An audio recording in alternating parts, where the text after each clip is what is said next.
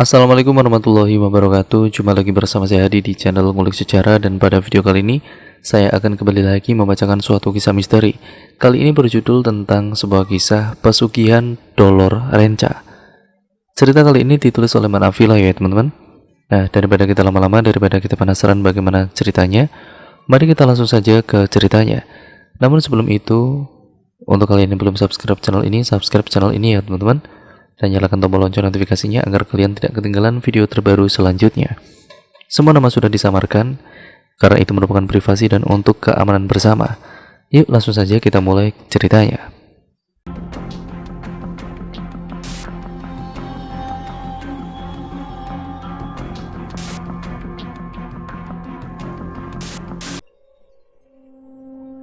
Cerita ini dimulai bukan untuk menceritakan teka-teki dari seseorang yang menjadi saksi berbagai hal yang membingungkan, bahkan mengerikan, yang ia temui selama mengabdi pada keluarga Cipto. Setelah kejadian meninggalnya sang pengasuh anak yang gantung diri di ladang, memang banyak desas-desus yang hampir diketahui semua warga desa. Tapi tidak ada yang berani mencari tahu lebih jauh, dan perlahan-lahan kejadian itu lenyap seperti embun, menghilang begitu saja dan kemudian dilupakan. Seseorang yang menceritakan ini adalah tetangga dari narasumber, sebut saja namanya Pak Budi. Dulu saat masih muda, setelah selesai menempuh pendidikan SMP, beliau mengawali karirnya sebagai sopir truk. Berbagai perjalanan sudah ia jabani, mulai dari rute antar kota sampai rute antar provinsi. Semua pengalaman ini memupuknya menjadi pribadi yang tangguh dan membuatnya menjadi salah satu orang yang bisa mengendarai mulai dari mobil pick up sampai truk gandeng. Karena dirasa jalan hidup sebagai sopir ekspedisi tidak membuatnya menjadi pria yang mapan dengan segala tuntutan bahwa ia adalah anak pertama yang harus sukses. Pak Budi pun berhenti menjadi sopir truk sebuah jalan terbuka ketika tetangganya memberitahu bahwa keluarga Cipto sedang mencari seorang sopir pribadi. Semua tahu siapa keluarga Cipto. Terlepas dari desas-desus yang tersebar, Pak Budi nekat melamar kerja dan hari itu juga ia diterima bekerja di sana. Ya karena pada saat itu tidak banyak yang orang bisa menyetir mobil seperti saat ini. Meski mereka bertetangga, namun ini adalah kali pertama Pak Budi masuk ke kediaman keluarga Cipto. Ia membuatnya berdesak antara kagum dan ngeri. Sebegini besarnya rumah ini, namun entah kenapa ada perasaan tidak enak melihat semua perabotan di rumah ini yang seolah-olah diawasi. Saat itu yang mengantar Pak Budi adalah Bu Sairah, wanita tua yang umurnya berkisar antara 50 tahunan. Namun masih terlihat segar bugar juga. Ia jarang berbicara dengan wanita ini karena keseharian beliau adalah di dalam rumah, tanpa sekalipun berbicara dengan tetangganya. Sebenarnya ini bukan hal yang aneh mengenai keluarga Cipto, ya karena mereka seperti terasing. Mereka sudah lama tinggal di desa ini. Bagi para tetangga, mereka terasa seperti tidak tinggal di dunia yang sama, seolah-olah mengundang banyak sekali pertanyaan termasuk para penghuninya. "Silakan kesini mas," kata Bu Sairah dengan lembut dengan senyum yang terukir di wajahnya. Selama di perjalanan Pak Budi melihat ke sana kemari, mengagumi berbagai patung aneh yang ia temui terpasang di beberapa sudut bagian rumah ini. Gaya desainnya benar-benar masih kejawen. Saat itulah ketika Pak Budi menikmati pemandangan itu, matanya teralihkan pada sebuah pemandangan mencengangkan. Di ujung matanya ia melihat seorang anak kecil yang sedang duduk di tepi kolam ikan. Ia melihatnya lama dan kemudian teralihkan pada seorang wanita. Wanita ini berdiri tegap di belakang si anak, dan cara dia melihat Pak Budi benar-benar tidak mengenakan. Karena ia melihat Pak Budi masih dengan postur tubuh tegap, hanya bola matanya yang mengikuti kemana Pak Budi pergi. Di sudut bibirnya ia seperti tersenyum menyeringai. Ketika Bu Saira membuka pintu, melewati beberapa bagian dalam rumah, sampailah ia di sebuah ruangan. Terlihat seperti gazebo yang terbuat dari kayu jati. Di sana ada seorang wanita tua, lebih tua dari Bu Saira, duduk di atas kursi goyang dengan mata yang terpejam.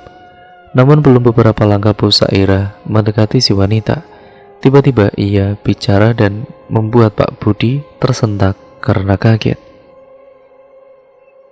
"Ini ya, yang akan jadi supir baruku?" Bu Saira mengangguk, tidak berbicara, yang kemudian mencium tangannya. "Pak Budi, kenalkan, ini Dorosari," ucap Bu Saira.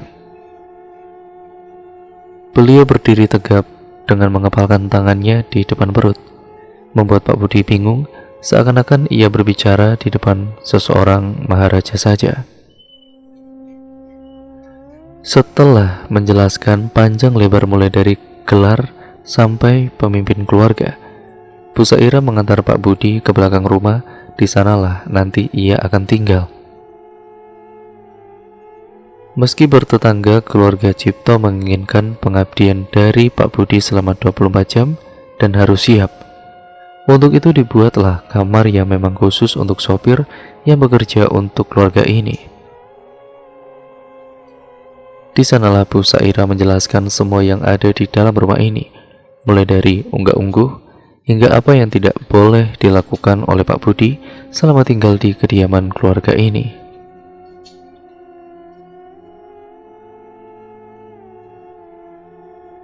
Saat ini keluarga Cipto dipimpin oleh Dorosari. Setelah kematian Eyang Sarwono yang meninggal karena sakit, penerusnya yaitu anaknya. Namun mereka sudah lama tidak tinggal di sini lagi. Namun ada 5 anaknya yang ada di sini. Kesemua anaknya adalah laki-laki, dan saat ini mereka tinggal di kediamannya masing-masing. Kediaman yang dimaksud Bu Saira adalah sebuah kamar khusus yang memang tidak bisa dimasuki oleh sembarangan orang. Mendengar itu, Pak Budi hanya diam. Yang ia pikirkan hanya ada satu: Pandawa.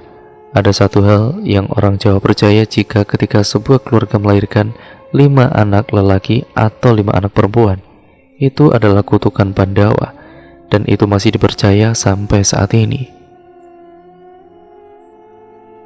Maksud kutukannya adalah konon akan ada 1 atau 2 anak yang tidak bisa mengemban beban lebih. Akibatnya, ia akan gila atau memiliki kekurangan mental yang benar-benar serius, dan biasanya yang paling umum diserang adalah anak terakhir. Namun itu hanyalah rumor yang beredar. Pak Budi saat itu mencoba berpikir bahwa itu hanyalah mitos dari orang zaman dulu. Namun, sepertinya hal itu juga berlaku pada keluarga ini. Setidaknya, itu yang akan Pak Budi lihat dengan mata kepala sendiri. Selain 5 anak yang tinggal di rumah ini, ada lagi yang Pak Budi harus tahu, bahwa setiap anak memiliki penjaga khusus untuk mereka satu persatu, dan biasanya mereka dipanggil dengan Dayang Abdi, dan setiap Dayang Abdi akan menjaga 1 anak. Kesemua Dayang Abdi adalah seorang perempuan. Semua yang Bu Saira ceritakan membuat Pak Budi teringat dengan perempuan yang ia lihat tadi. Apakah anak kecil itu adalah salah satu dari 5 anak itu? Bila benar, maka perempuan yang ada di belakangnya adalah... Selain memberi penjelasan tentang itu, Bu Saira juga menjelaskan tentang hal yang lain, seperti semua tempat yang tidak boleh Pak Budi datangi. Yang paling dekat dengan kamar Pak Budi adalah sebuah tempat sanggar cayang, sebuah bangunan yang hampir sama seperti gazebo. Namun, ada di seberang bangunannya, bisa dilihat langsung dari kamar Pak Budi. Jaraknya tidak terlalu jauh, namun setiap dipandang entah terlihat menakutkan sekali, seolah ada yang berdiri di pelataran gazebo-nya. Pak Budi mengangguk pertanda ia mengerti, dan setelah itu Bu Saira pergi. Ada satu hal yang membuat Pak Budi merasa asing saat berdiri di sini adalah aromanya. Entah sadar atau tidak, aroma Bu Sairah tercium seperti aroma pandan dan melati, mengingatkannya pada sosok kuntilanak yang sudah sering ia dengar di desa. Namun mulai hari ini ia akan sering bertemu beliau. Saat malam kondisi rumah itu nyaris sepi dan sangat sunyi. Penerangan rumahnya pun hanya ada di beberapa sudut. Malam itu Pak Budi menghisap beberapa batang rokok. Ia duduk di depan kamar memandang persis gazebo yang tidak boleh ia datangi bila tidak bersama Bu Sairah. Entah karena bosan atau apa, Pak Budi melangkahkan kakinya untuk melihat keseluruhan rumah ini meski hanya dari luar rumah. Tapi ia tahu larangan itu tidak akan pernah ia langgar. Jadi Pak Budi menghindari gazebo itu. Ia berjalan menuju ke halaman rumah, tempat melihat anak lelaki kecil itu. Ia kemudian menelusuri kebun. Cahayanya terbenam hanya dari lampu kekuningan. Berbekal rokok, Pak Budi mencoba membuang sepi. Namun rumah itu benar-benar bukan rumah yang menyenangkan. Sejak awal tiba di sini, Pak Budi masih merasakan bila ia seperti sedang diawasi oleh sesuatu. Setelah menempuh jalan setapak di kebun, sampailah ia di kolam ikan itu. Ada pohon di sampingnya, lengkap dengan kursi kayu di sampingnya. Di sanalah ia melihat perempuan itu berdiri. Pak Budi kemudian duduk, pandangannya tertuju pada kolam ikan. Lama ia duduk di sana, tiba-tiba seseorang mendekatinya. "Mas." Kaget, Pak Budi langsung berbalik dan kemudian mendapati perempuan itu memandangnya, masih dengan tatapan tidak mengenakan itu, seolah tanpa ekspresi yang membuat bulu kuduk berdiri. "Masnya baru bekerja di sini," ujar perempuan itu dengan suaranya yang sangat dingin. Namun meski begitu, Pak Budi menjawab dengan sesopan mungkin, dan perempuan itu menjawab seadanya. Bahkan ia tidak memberitahukan namanya pada Pak Budi.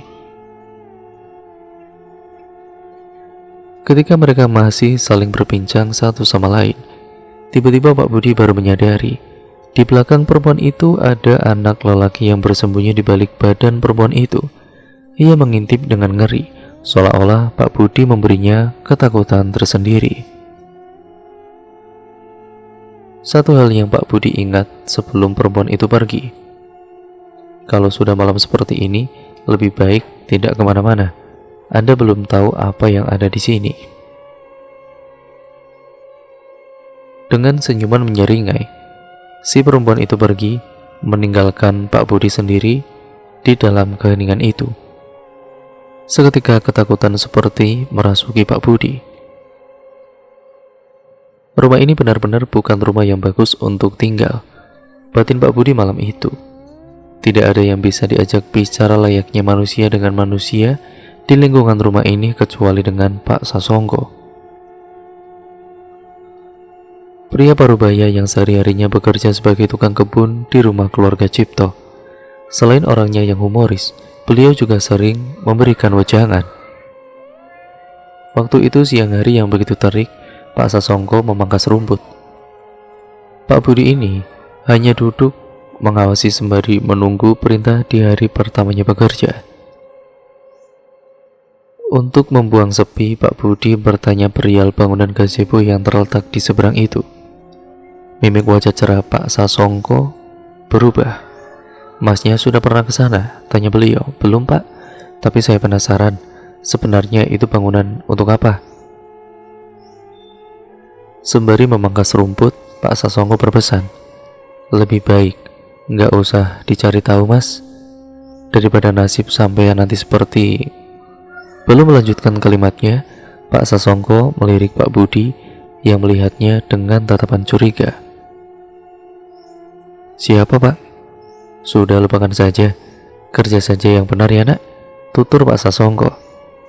Bu Sairah menemui Pak Budi, memberi pesan bahwa hari ini Ndorosari harus pergi ke rumah sakit untuk check up. Hal ini dilakukan selalu di hari Kamis. seperti hari ini. Maka saat itu juga Pak Budi menyiapkan mobilnya yang kemudian dia menunggu di teras rumah. Sebenarnya Ndorosari masih bisa berjalan, namun langkahnya tertatih dan harus dibantu oleh tongkat kayu yang selalu menemaninya. Rambutnya disanggul meski warnanya sudah memutih, namun riasan beliau masih memperlihatkan sosok wanita yang sangat berkarisma. "Berangkat, Leh," perintah beliau. Saat itu juga Pak Budi langsung menginjak gas mobilnya. Perlahan ia meninggalkan rumah itu. Entah perasaan macam apa waktu itu. Ketika keluar dari rumah itu, terasa hati menjadi lebih lega, seolah rumah itu membuat Pak Budi tidak nyaman. "Leh, betah di rumah itu." "Betah, Ndoro," kata Pak Budi. "Panggil Bu saja," tutur Ndorosari. Pak Budi pun mengangguk. Sosok Ndorosari benar-benar berwibawa. Terlepas dari usianya yang sudah renta, beliau masih membuat segan siapapun yang beliau ajak bicara. Kurang lebih 2 jam Pak Budi menunggu. Akhirnya Ndorosari keluar. Ketika sudah masuk ke dalam mobil, Pak Budi bertanya, apakah mau langsung pulang atau mampir ke suatu tempat. Dengan tatapan tegas, Ndorosari memberi sebuah alamat. Saat melihatnya, Pak Budi terhenyak sesaat. "Kita ke sini, Bu," Ndorosari mengangguk. Tanpa pikir panjang, Pak Budi pun melesat ke tempat itu. Saat sampai di sana, ada beberapa orang yang sudah seperti menunggunya. Pak Budi membantu majikannya turun dari mobil, menggandengnya dan menuju sebuah kamar di gedung itu. Tempat itu kurang dikenal di kalangan masyarakat, namun di kalangan staf medis di kota ini, semua tahu. Tempat itu adalah tempat rehabilitasi trauma atau kejiwaan. Tempat yang tentu membuat Pak Budi penasaran setengah mati. Setelah menelusuri koridor panjang, terlihat seorang perempuan. Dari cara berdirinya, ia menyerupai perempuan di rumah itu. Hanya saja yang ini wajahnya lebih tegas. Entah kenapa, ada ekspresi ketakutan dari cara memandangnya. Ia membungkuk kemudian membuka pintu. "Beliau di dalam, Doro." Cara bicaranya pun gemetar. Tidak menjawab, Ndorosari langsung masuk. Di dalamnya ada seorang pria berkisar usia 20-an. Hanya saja, sikap dan juga perilakunya sangat aneh. Ia hanya duduk, matanya kosong, memandang ke tembok. Pak Budi yang melihat itu hanya diam, tertekun lama. Berbeda dengan Pak Budi, si perempuan tampak gelisah. Terlihat dari bagaimana ia memainkan jemarinya, tanda tidak tenang sekali. Ketika si lelaki tidak dikenal itu melihat Ndorosari, ia menjerit. Matanya melotot ketakutan, ia beringsut mundur. Ceritanya juga terdengar aneh. Tidak seperti jeritan ketika seorang berteriak ketakutan atau panik. Ceritanya tampak sumbang. Perempuan yang sedari tadi ia lihat seperti ingin masuk ke ruangan itu. Namun ia ketakutan juga. Hal terakhir yang diingat Pak Budi adalah Ndorosari memeluknya. Meski kesusahan dengan tongkat di tangannya, ia berhasil memeluk lelaki tidak dikenal itu. Ada tangis pecah dan kemudian Ndorosari seperti berbisik sesuatu. Si lelaki yang histeris tiba-tiba diam. Benar-benar menjadi diam, tidak berteriak lagi. Pak Budi meninggalkan tempat itu di sore hari. Ada satu kalimat yang masih diingat setiap terbayang kejadian itu. Perempuan itu bertanya kepada Pak Budi, Masnya percaya dengan yang namanya jejak? Mumpung masnya belum tahu, lebih baik cari kerjaan lain saja, Mas. Saat itu Pak Budi masih belum paham maksud kalimat jejak itu. Jadi hampir setelah kejadian itu, Pak Budi terus terbayang-bayang. Setelah pekerjaan itu selesai, Pak Budi mencoba melupakan semuanya. Ia tidak tahu siapa lelaki itu, siapa perempuan yang menyerupai Dayang Abdi, ataupun apapun itu. Setelah hari mulai petang, Pak Budi menunaikan sholat di kamarnya. Mungkin karena tidak fokus atau apa, selama sholat ia merasa ada wajah wanita tua terbayang-bayang di setiap Pak Budi mencoba khusyuk. Namun ternyata itu belum seberapa dibandingkan suara tertawa yang khas seperti terdengar meski hanya sayup lirih, membuat Pak Budi teringat-ingat suara tawa itu nyaris atau sama persis seperti suara Dorosari. Ya, suara itu terdengar tepat seperti ada di belakang Pak Budi. Tepat setelah Pak Budi selesai menunaikan sholat, ia terkejut, bahkan tercekat mendengar suara pintu kamarnya diketuk. Dengan was-was Pak Budi membukanya, ditemuilah Bu Sairah. "Doro ingin ketemu Mas." Bingung, Pak Budi izin berganti sarungnya untuk mengenakan celananya. Setelah selesai, Pak Budi mengikuti Bu Sairah. Seperti sebelumnya, tidak ada percakapan antara mereka berdua, seolah Pak Budi dibiarkan tenggelam sendirian. Kali ini Bu Sairah menuntunnya masuk lebih jauh ke dalam rumah, seolah kali ini adalah langsung di mana Dorosari menghabiskan malamnya. Di tengah perjalanan, tanpa sengaja mata Pak Budi menangkap sosok anak kecil yang ia temui tempo hari. Anak itu menatapnya dengan tatapan kosong. Ia menatap dari seberang sebuah ruangan sebelum Pak Budi terpaku pada caranya melihat.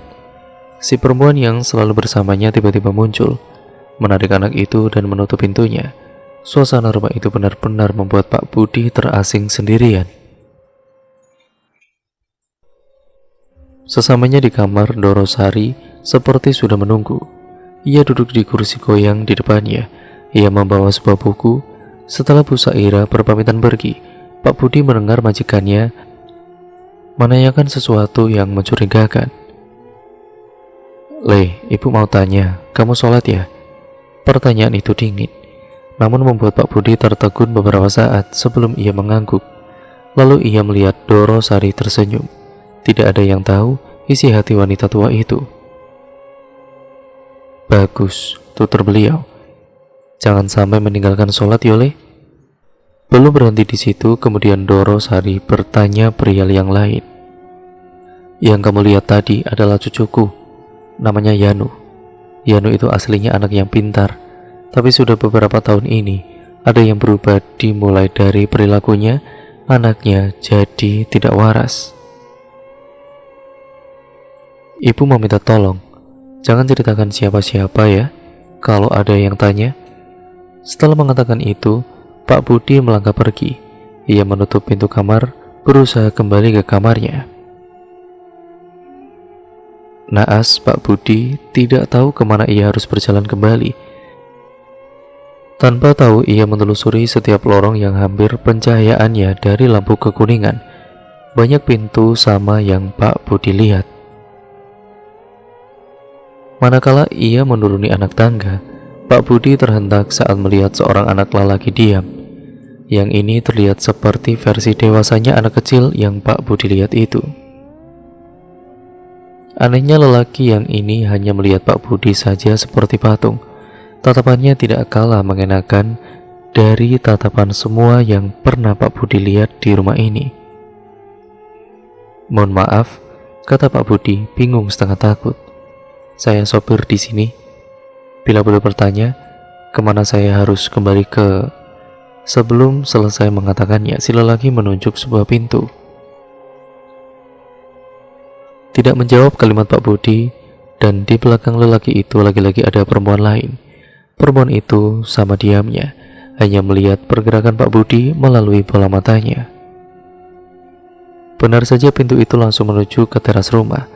Tanpa pikir panjang, ia pun kembali ke kamarnya, lelah dengan semua yang ada di rumah ini. Setelah 1 minggu bekerja di rumah ini, Pak Budi mulai tahu siapa anak lelaki yang ada di rumah ini. Dimulai dari anak kecil itu hingga anak lelaki yang Pak Budi lihat pada malam itu. Kesemuanya adalah cucu dari Dorosari. Namun meski begitu, Pak Budi masih belum paham apa yang terjadi pada mereka semua dan apa alasannya mereka tampak sangat misterius seperti itu.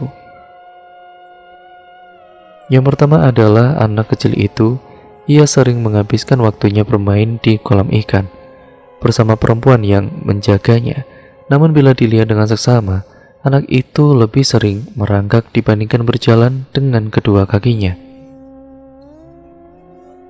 Tidak hanya itu yang Pak Budi lihat, tulang kaki dan tangannya tampak berbeda bila dibandingkan dengan tangan anak seusianya yang jauh lebih besar. Ia seperti terjebak dalam tubuh yang kurus, meski warna kulit kuning langsatnya mengaburkan kejanggalan itu. Bahkan ketika perempuan yang menjaganya membawanya masuk ke rumah, anak itu lebih suka digandeng, layaknya primata. Cara berjalannya seolah mengisyaratkan bahwa tulangnya sangat lemah dan tidak normal. Anak yang Pak Budi temui di malam itu juga tidak kalah aneh. Pak Budi seringkali melihat anak itu hanya duduk memandang teras rumah. Tidak sekalipun Pak Budi pernah mendengar anak itu berbicara sekalipun, dan aneh, sangat-sangat aneh. Namun dari kesemuanya, hanya ada satu anak lelaki yang paling normal. Namun ia tidak menghabiskan waktu di rumah ini. Ia seringkali mengunjungi rumah ini, hanya sebatas bertemu lalu pergi lagi. Dan yang ini tidak ada perempuan yang mendampinginya. Berbeda dengan saudara-saudaranya. Dari kesemuanya, Pak Budi sudah menghitung 4 cucu dari Ndorosari. Yang membuat bingung, di mana cucunya yang kelima. Hal itu membuat Pak Budi begitu penasaran. Namun seiring waktu, Ndorosari perlahan seperti tengah mengawasi gelagatnya. Ada hal yang menarik yang harus banyaknya orang tahu tentang sosok Ndorosari. Di balik wajah dinginnya, ia adalah seorang yang tegas, tanpa banyak basa-basi sedikit pun. Meski begitu, ia adalah orang yang sangat loyal. Terbukti ia seringkali memberikan uang kepada Pak Budi. Meski Pak Budi tidak meminta, tidak hanya uang, ia seringkali memberikan barang saat ia berkunjung ke sebuah tempat. Bahkan Pak Budi merasa bahwa Ndorosari adalah seorang kaya raya yang tidak sombong dengan harta dan pencapaian keluarganya. Namun tetap saja tidak ada yang tahu isi hati manusia, terlebih saat kejadian di malam itu. 1 minggu sebelum malam itu, Bu Saira menemui Pak Budi. Beliau mengatakan bahwa Ndorosari ingin bertemu dan saat ini beliau menunggu di gazebo atas lantai 2. Sebelum Pak Budi pergi menemui Ndorosari, Pak Budi menatap Bu Saira dengan tatapan bertanya-tanya. Bertanya-tanya akan malam sebelumnya, di mana tanpa sengaja Pak Budi melihat Bu Saira pergi ke pondok atau gazebo yang dilarang itu. Namun Pak Budi hanya mengintip dari celah jendelanya. Tidak hanya itu, Pak Budi begitu tertarik dengan apa yang dibawa Bu Saira, sebuah sesajen lengkap dengan aroma dupa yang sudah dibakar.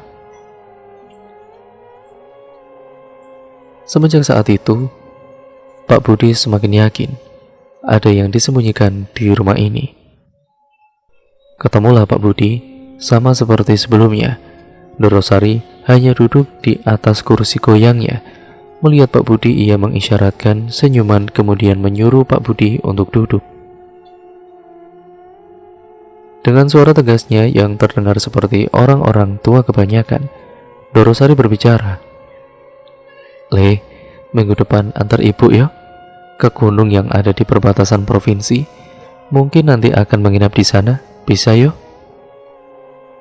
"Menginap? Berapa hari ya Bu?" "Bisa 3 hari, bisa 2 hari, tergantung urusannya selesai apa belum." "Iya Bu, bisa," tutur Pak Budi. Namun di dalam kepalanya ia bertanya, urusan apa ia harus pergi ke tempat semacam itu? Tidak ada apa-apa di sana. Bahkan itu bukan gunung yang menjadi objek sebuah wisata. Setahu Pak Budi, gunung itu adalah tempat dari banyak rumor tentang tempat penuh aura mistis. Meski yang didengar Pak Budi hanya sebatas di telinga saja. Namun ia tidak berhak mempertanyakan apapun terhadap majikannya, terhadap Ndoronya. karena ia bekerja kepadanya. Meski begitu, pikiran itu tidak bisa hilang begitu saja. Bersiap untuk pamit, Pak Budi melangkah pergi, namun Dorosari menghentikannya sejenak. Sebentar, Le. Ibu belum selesai bicara. Pak Budi pun kembali duduk. Begini, Le. Besok selagi mengantarkan ibu tidak perlu tanya aneh-aneh. Ibu tidak suka ditanya yang aneh-aneh. Jangan mikir aneh-aneh juga. Nyopir seperti biasa saja, anggap kamu tidak tahu apa-apa. Paham ya, Le?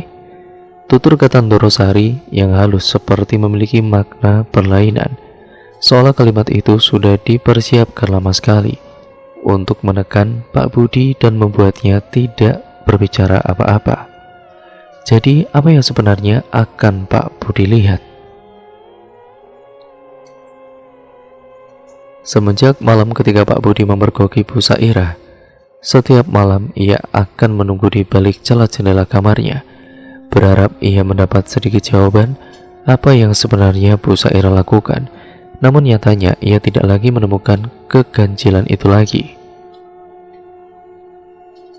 Di siang yang terik, ketika Pak Budi sudah menyelesaikan tugas mencuci mobilnya, ia berjalan keliling rumah. Meski ada keinginan untuk mendekati gazebo yang dilarang itu, Pak Budi tetap menghormati aturan di mana ia bekerja. Berkeliling rumah ini memberinya sensasi kagum. Setiap bangunannya dibuat semenarik mungkin layaknya rumah keraton Jawa, karena hampir sepersekian bagiannya selalu menggunakan bahan kayu jati solid. Di tengah ia berkeliling, ia melihat anak kecil itu, anak yang bahkan sampai hari ini Pak Budi bekerja tidak ia tahu ataupun tidak ia ketahui namanya.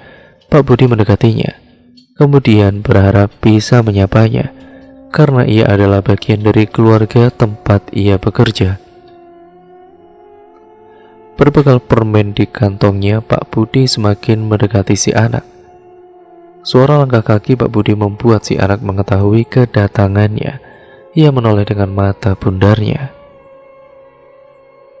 Mata mereka saling melihat satu sama lain. Pak Budi tersenyum, namun si anak menatapnya begitu saja.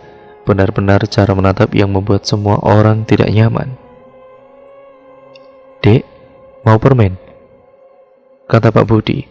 Si anak masih diam, tidak ada kalimat atau gerak tubuh. Setelah dirasa tidak ada tanggapan, si anak masih tidak juga merespon apa yang Pak Budi tawarkan. Ada sesuatu yang ganjil yang terjadi pada si anak ini. Ia tersenyum menunjukkan dua gigi depannya yang berlubang. Kemudian ia menunjuk Pak Budi. Cara menunjuknya tidak seperti cara menunjuk anak seumurannya. Tangannya gemetar naik turun seperti layaknya anak berkebutuhan khusus. Tidak hanya itu, untuk pertama kalinya ia mendengarnya bersuara. Suaranya sangat berat namun tidak memiliki intonasi nada kalimat yang benar. Terdengar seperti huha-huha, dan itu membuat Pak Budi tidak mengerti sama sekali. Lalu kejadian itu terjadi.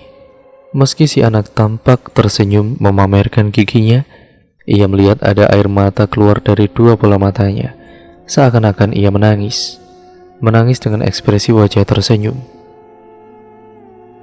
Lalu si anak membenturkan kepalanya ke lantai keras sekali. Hal itu membuat Pak Budi berlari menghentikan si anak.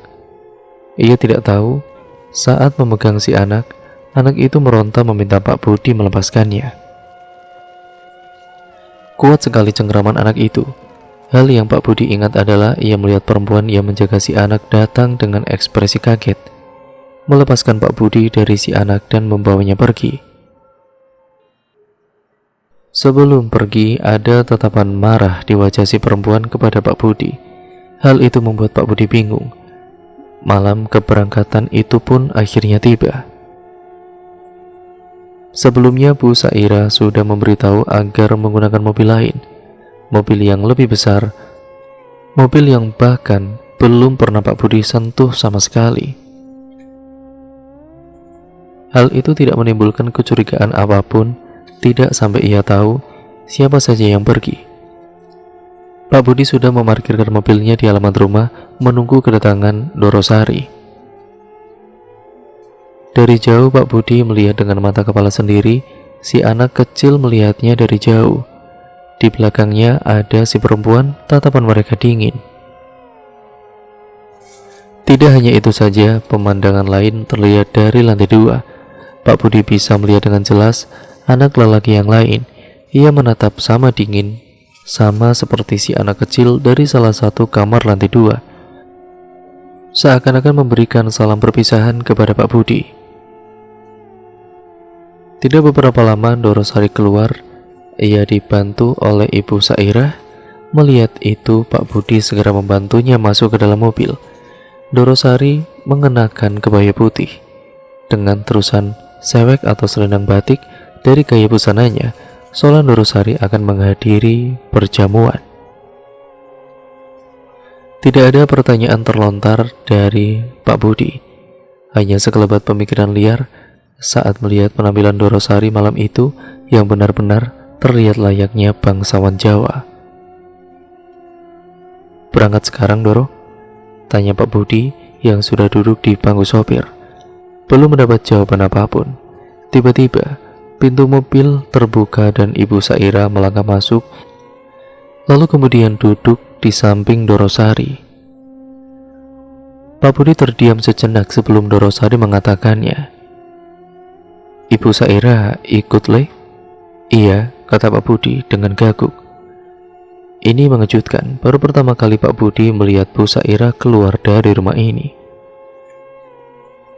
Sebagai abdi yang paling tua di rumah ini, Pak Budi belum pernah melihat wanita itu meninggalkan rumah ini. Bahkan untuk belanja pun ia tidak pernah keluar rumah. Karena sejatinya Ibu Sairah lebih suka menyuruh abdi lain atau Pak Sasongko, tukang kebunnya, untuk menyelesaikan kewajiban bila harus keluar rumah. Bila dipikir ulang, Ibu Sairah juga misterius, sama misteriusnya dengan keluarga ini.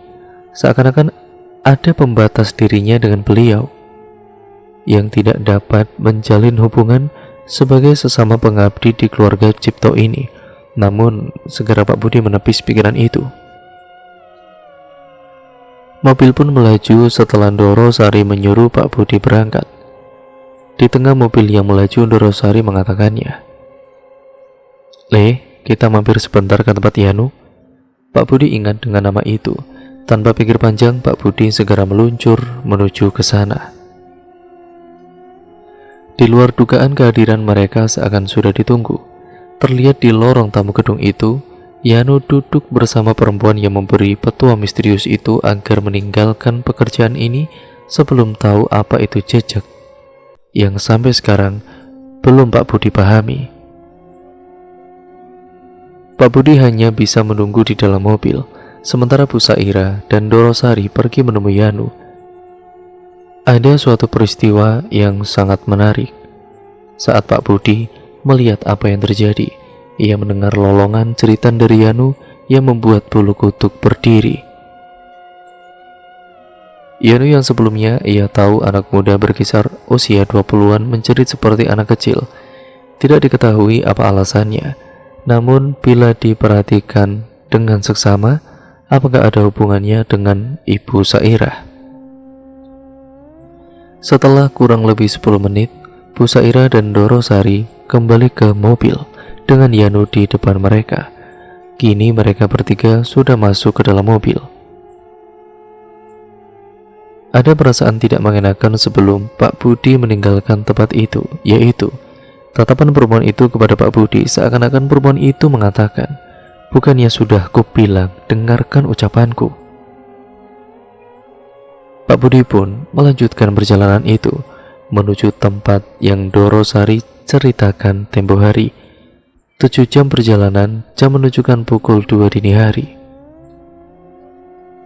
Memasuki sebuah jalanan yang sepi, sunyi, kiri kanan hanya ada pepohonan rimbun. Kabut perlahan muncul, dan hanya Pak Budi yang terjaga saat itu. Setidaknya itulah yang Pak Budi pikir. Sebelum Pak Budi menyadari sesuatu, semua mata di dalam mobil ternyata sama terjaganya dengan beliau. "Doro, Ibu, kenapa belum tidur?" tanya Pak Budi. Namun anehnya, pertanyaan Pak Budi tidak digubris.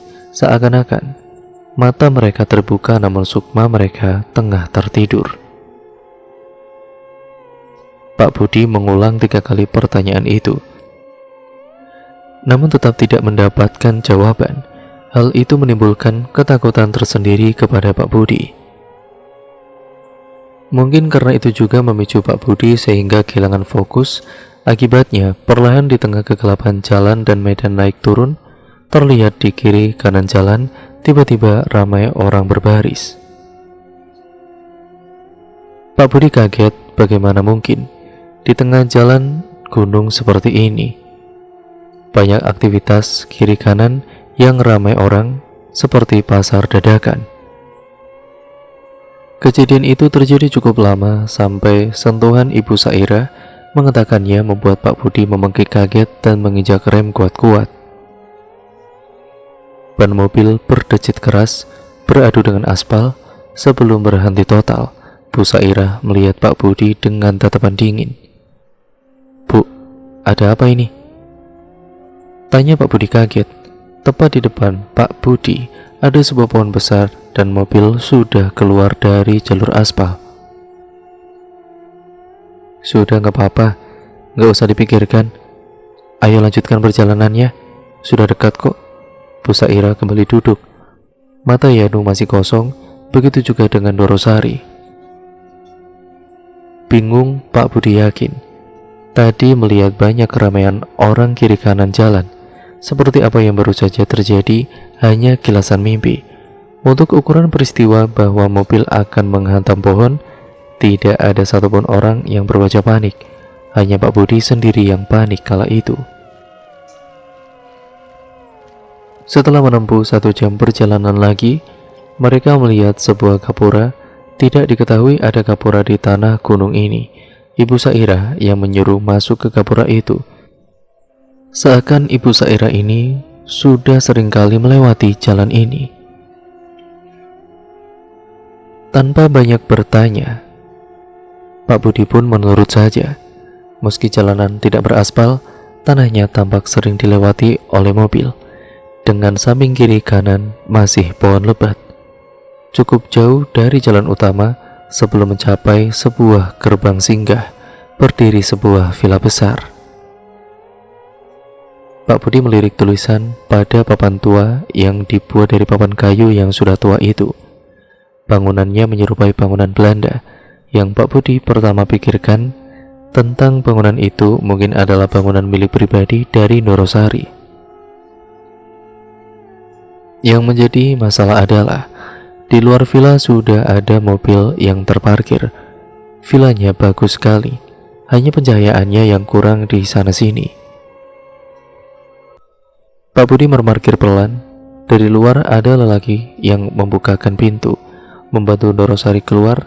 Lirikannya membuat Pak Budi merinding, karena dari caranya melihat seperti bukan Dorosari yang Pak Budi kenal. Bukan hanya Dorosari, Yanu juga dibantu keluar. Mereka membawanya masuk ke villa, sementara Ibu Saira meminta Pak Budi menunggu di dalam mobil. Tidak lama kemudian Ibu Saira masuk ke dalam villa. Pak Budi berdiam sendirian melihat bahwa samping villa hanya ada pepohonan gelap. Pak Budi keluar dari mobil. Ia duduk di atas kap mobil menyalakan sebatang rokok. Ia merasa ngeri bila memperhatikan sekitar.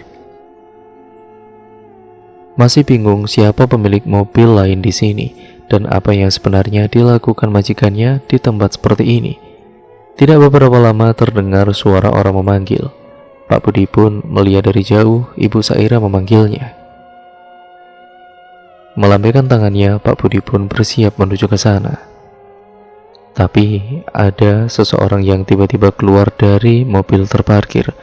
Rupanya sedari tadi di dalamnya ada orang lain. "Jangan mendekat, Mas," kata orang asing itu. Logatnya seperti logat orang Jawa Timur. "Gimana, Mas? Itu teman saya yang manggil." Orang asing itu masih diam. lalu berujar dengan nada bertanya, "Yakin itu temanmu yang baru keluar dari mobil, Mas?" Ucapan orang itu membuat Pak Budi bingung. Tepat ketika melihat Ibu Saira lagi, tidak ada orang yang berdiri di sana, hanya lorong villa yang sangat-sangat gelap. Di tempat seperti ini, hal seperti itu sudah biasa, Mas. Anggap saja ada yang ingin kenalan. Pak Budi pun mendekati orang itu. Orang itu memberitahunya kalau dia memang dari kota sebelah. Alasan kenapa dia ada di sini karena ia baru saja mengantarkan majikannya. Di tengah percakapan itu, Pak Budi tiba-tiba bertanya, "Tempat apa sih ini, Mas? Kok pelosok sekali ya untuk ukuran villa pribadi?" Orang itu diam lama, mengamati, kemudian melihat Pak Budi sembari berkata, "Anda sopir baru ya?" Pertanyaan itu membuat Pak Budi merasa aneh. Seolah-olah ia baru saja melontarkan pertanyaan yang salah. Namun Pak Budi menjawab sejujurnya, "Iya, Mas." Orang itu terdiam lama. Ia menghisap rokoknya dalam-dalam sebelum melepaskannya sampai asap putih mengepul di udara. Seolah bingung dengan apa yang harus dikatakan, orang itu berkata, "Bila belum jauh, lebih baik saja berhenti. Pesan saya cuma itu saja, Mas. Anggap saja itu cara saya kenalan sama Anda." Begitulah tanya Pak Budi dengan tiba-tiba. Seseorang menepuk bahu Pak Budi itu adalah Bu Saira, seraya melihatnya dengan tatapan tidak mengenakan. "Dipanggil dari tadi kok tidak menjawab? Ayo masuk." Pak Budi mengangguk, bersiap berpamitan dengan orang itu. Tapi anehnya tidak ada siapapun di sana, hanya Pak Budi sendirian dengan Ibu Saira yang masih menunggu Pak Budi melangkah dari tempat itu. "Cari apa kamu?" Pak Budi pun hanya bisa terdiam sembari berjalan mengikuti. Selama di perjalanan masuk villa, Ibu Saira mengatakan hal-hal yang Pak Budi tidak mengerti. Tentang unggah-ungguh menjadi abdi sebuah keluarga, tentang sejarah dan bagaimana adat istiadat dijaga di sebuah keluarga, dan berakhir di kalimat sesajen. "Budi," kata Ibu Saira, nadanya dalam dan dingin. "Budi, kamu percaya dengan Doro?" Iya, Bu." "Bagus. Kamu siap jadi abdi dalam di keluarga ini." Pak Budi terdiam lama. Ia mencoba mencerna kalimat itu. "Abdi yang bagaimana maksud Anda, Bu?" "Abdi yang harus mengikuti majikan apapun itu." Pak Budi tidak menjawab. Ia masih mencerna setiap kalimat itu sampai suara teriakan dari Yanu terdengar. Ibu Saira langsung berlari.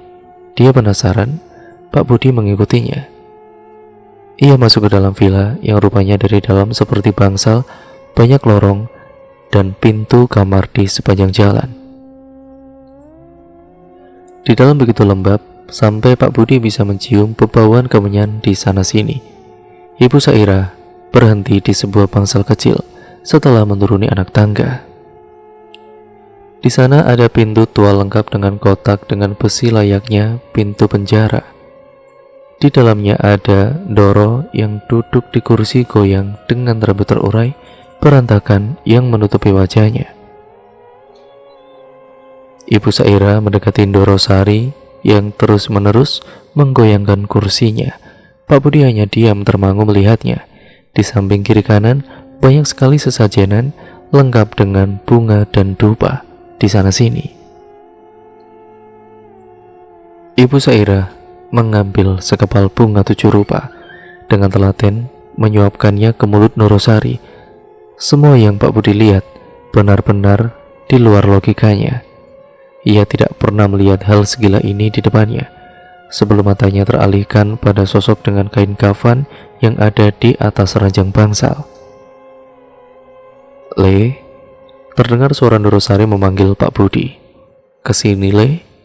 Norosari melambai-lambaikan tangannya yang keriput.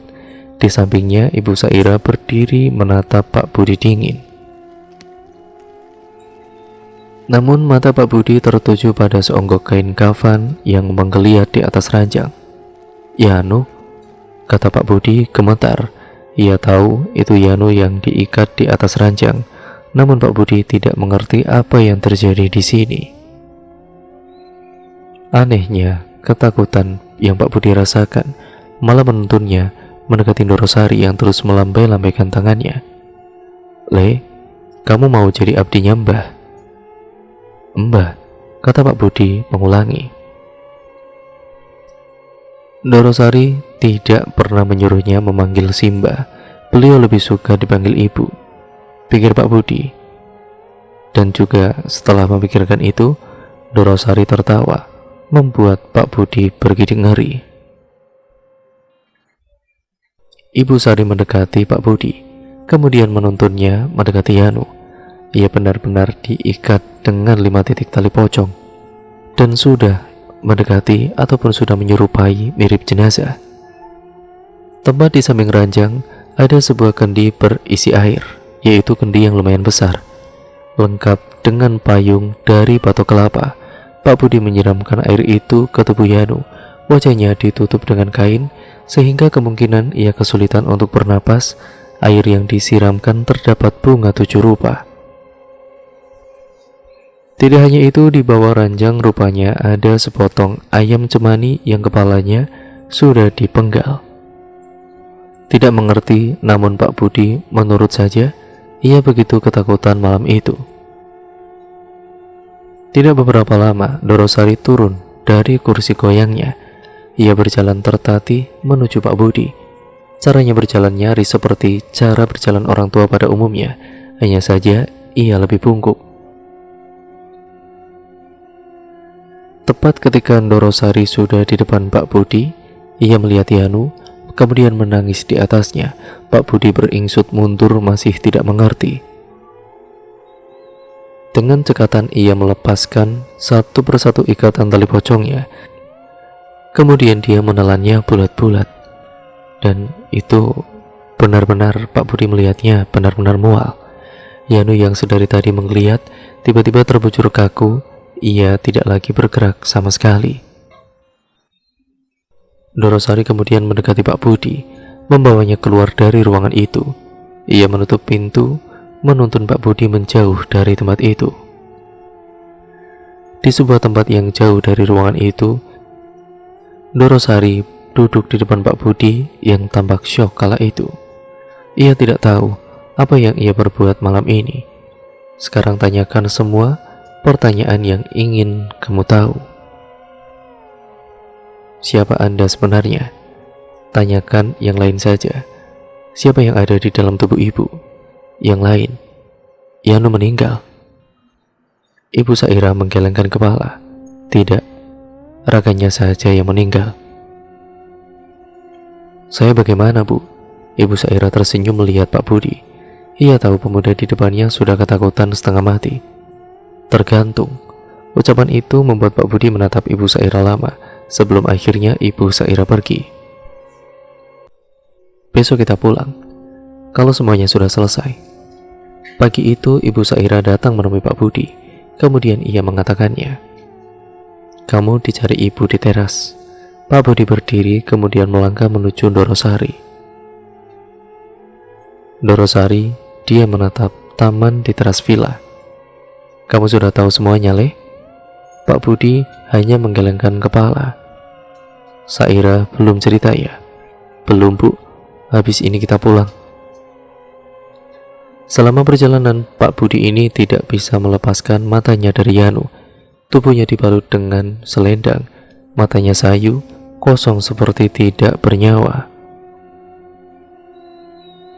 Di dalam batin Pak Budi bergemuruh keinginannya untuk berhenti dari pekerjaan ini. Namun, ia terganjal bagaimana bila hal buruk menimpanya. Apa yang akan terjadi dengan keluarganya? Bagaimana bila ia menceritakan ini kepada orang lain? Adakah yang percaya? Bukti apakah yang bisa ia buktikan? Sesampainya di rumah, Ndorosari mengajaknya ke gazebo yang dilarang itu. "Kamu penasaran kan dengan tempat itu?" Anehnya Pak Budi menjawab ia tidak penasaran lagi. Tidak, Bu. Kok begitu? Oh ya, kamu sudah tahu apa yang ada di sana? Iya, Bu, saya menebak itu cucu pertama Ibu, kakaknya Yanu. Oh, jadi kamu sudah tahu semuanya? Pak Budi mengangguk. Kamu tetap mau berhenti? Iya, Bu, kata Pak Budi. Saya kan belum berjanji untuk mau saat Ibu Saira menawari permintaannya mengabdi pada Ibu. Saya sudah tahu. Hari itu Pak Budi meninggalkan tempat itu. Ia bercerita kepada keluarganya, namun anehnya, semua yang Pak Budi ceritakan seperti tidak digubris oleh keluarganya. Seakan-akan semua orang sudah tahu, bapaknya menyuruh Pak Budi bertemu dengan seseorang, saudara jauhnya. Kamu harus dilindungi mulai hari ini. Berangkatlah Pak Budi menemui saudara jauh atas perintah bapaknya. Di sana rupanya ia sudah ditunggu. Namun ada kejadian yang hampir menghilangkan nyawa Pak Budi saat menuju ke sana. Ia hampir saja dihantam truk dari depan.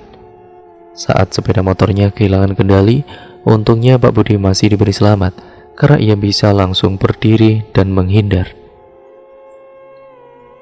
Detik itu ia tahu apa maksud ucapan bapaknya, bahwa ia harus dipagari mulai sekarang. Saat motornya diperiksa, di antara ban luar dan ban dalam ditemukan potongan bambu kuning, sehingga ketika motor bergerak membuat ban menjadi selip dan akhirnya hilang kendali.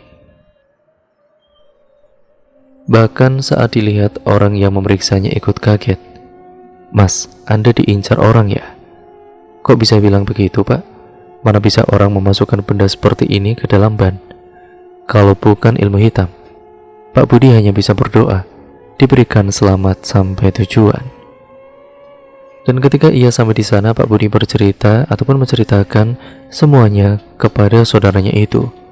Saudaranya hanya mengangguk, mengerti, bahkan ia tahu di belakang Pak Budi ada puluhan jin mengikutinya. Namun sudah diusir saat menginjak pekarangan rumah ini. Di sanalah Pak Budi diberitahu apa yang sebenarnya terjadi di keluarga itu. Sosok yang kamu lihat di malam itu adalah kepala keluarga. Ia selalu ikut kepada keturunannya atas perjanjian yang ia buat dengan jin yang selama ini menjadi satu ikatan dengan keturunan-keturunannya. Kain kafan hanya simbol, ia hidup dari memakan sukma keturunannya. Kalau saya tanya, ada yang aneh nggak sama keluarganya, sama anak-anaknya, sama cucu-cucunya? Tanya saudara Pak Budi. Ada, Mas. Semua cucunya sikapnya aneh semua. Saudara Pak Budi tersenyum kecut mendengarnya. Keluarganya tidak akan bisa utuh. Mereka harus menanggung konsekuensi dari perjanjian, entah harta, entah nyawa.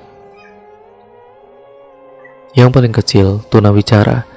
Kakaknya ia buta. Kayaknya lagi mengalami gangguan kejiwaan. Dan yang kamu pikir ada di gazebo itu anak pertama dia lumpuh? Maksudnya gimana? Anak yang Mas kira buta itu masih bisa lihat aku loh, ucap Pak Budi. Kemungkinan ia hanya bisa merasakan kehadiranmu karena cuma kamu yang belum mengabdi pada keluarga itu. Kamu sering diperlakukan tidak menyenangkan oleh mereka kan?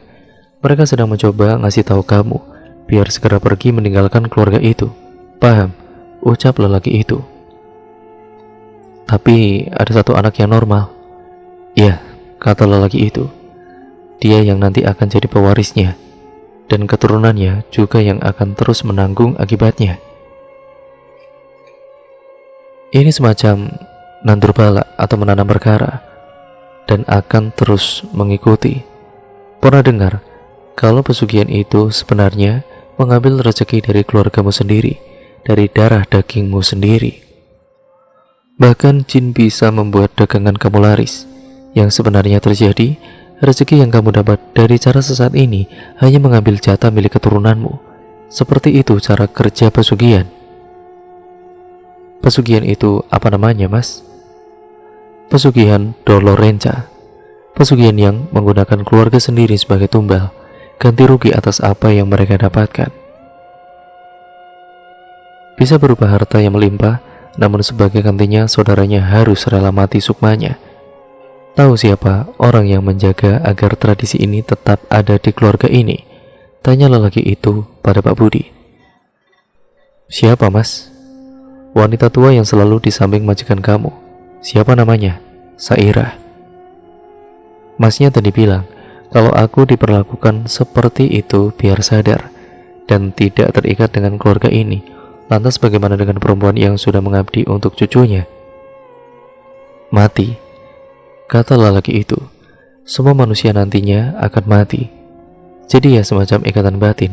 Bila Sukma majikannya sudah mati, ya dia ikut mati dengan cara yang aneh-aneh. Bisa penyakit, bisa kecelakaan, bisa bunuh diri juga. Sebenarnya kamu beruntung, majikan kamu tidak mau kamu terikat juga. Yang jahat itu si Sairah. Dia yang ingin kamu mati. Tapi tidak apa-apa, mulai sekarang lebih dekat lagi sama Tuhan yo. Umur manusia, Tuhan yang pegang, bukan wanita itu. Hari itu, Pak Budi belajar banyak. Ia tahu apa yang terjadi di keluarga itu. Potongan pertanyaan yang selama ini tertanam di kepalanya kini sudah terjawab. Sejak saat itu, kemanapun Pak Budi pergi, ia selalu menceritakan cerita ini kepada sahabatnya, tetangganya, saudara-saudaranya. Ia tidak mau lagi melihat ada seseorang yang ia kenal mengikuti jejak pesugihan yang bukan hanya menyengsarakan pelakunya, namun berimbas pada semua keluarganya. Dan cerita pun akhirnya berakhir sampai di sini ya teman-teman. Terima kasih untuk kalian semua yang sudah menyimak video kali ini dan cerita kali ini. Semoga kalian terhibur dan semoga kalian mendapatkan banyak hal positif dari cerita ini. Yang baik kalian ambil, yang buruk kita buang jauh-jauh. Agar itu jadikan kita sebagai pembelajaran ya teman-teman, agar menjadikan kita sebagai manusia yang jauh lebih baik lagi ke depannya. Terima kasih sudah menyimak video kali ini, kurang lebihnya mohon maaf. Sampai berjumpa di video terbaru selanjutnya dari channel ini. Wassalamualaikum warahmatullahi wabarakatuh.